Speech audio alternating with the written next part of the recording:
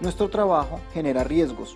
Podemos sufrir un accidente con otro vehículo, estar expuestos a una sustancia química nociva, a un choque eléctrico o simplemente izar una carga de manera inadecuada. Todo riesgo está en capacidad potencial de generarnos lesiones, causar daños a la infraestructura de la empresa y ocasionarnos una enfermedad laboral.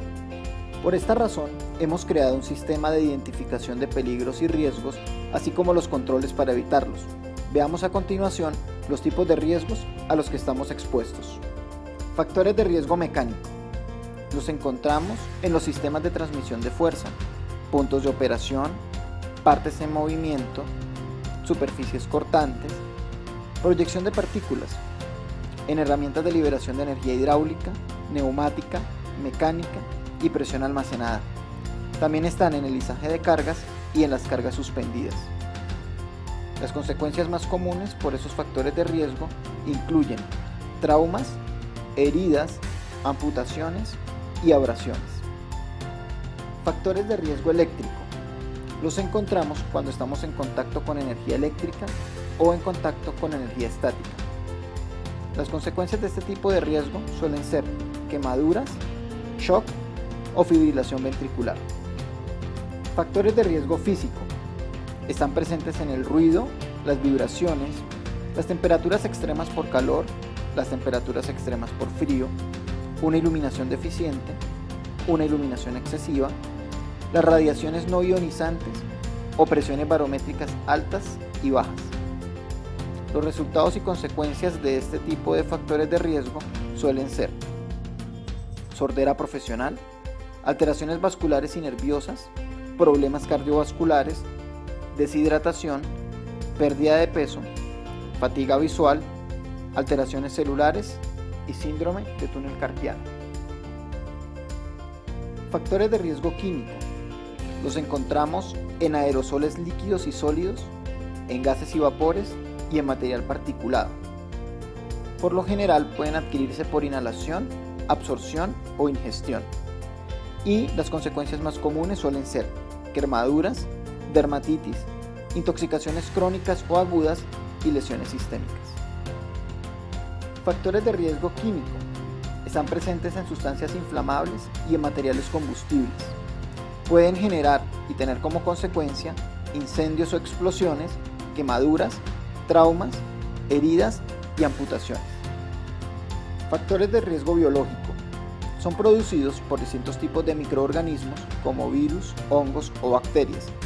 También pueden ser contaminados por otros macroorganismos, por parásitos o derivarse de origen animal o vegetal.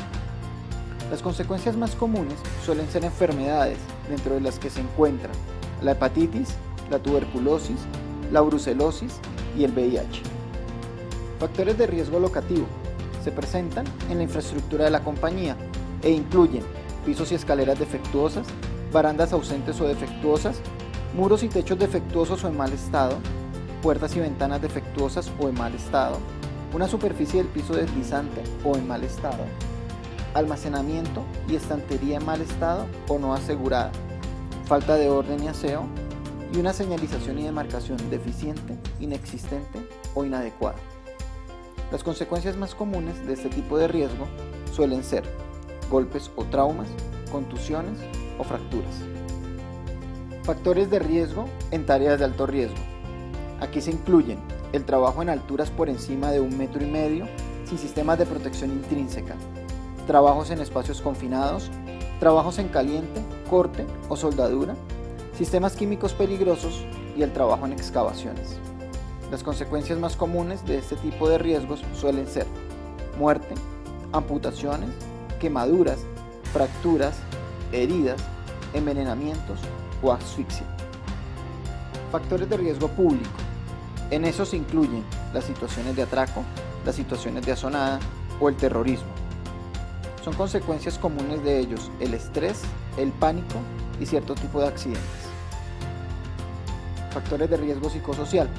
En esta categoría se incluyen el trabajo monótono, el trabajo repetitivo, el trabajo de alta responsabilidad o de alta complejidad, el trabajo con apremio a tiempo y las relaciones interpersonales. Las consecuencias más comunes que se presentan en este tipo de riesgo son insatisfacción, estrés laboral, irritabilidad o depresión. Factores de riesgo de carga.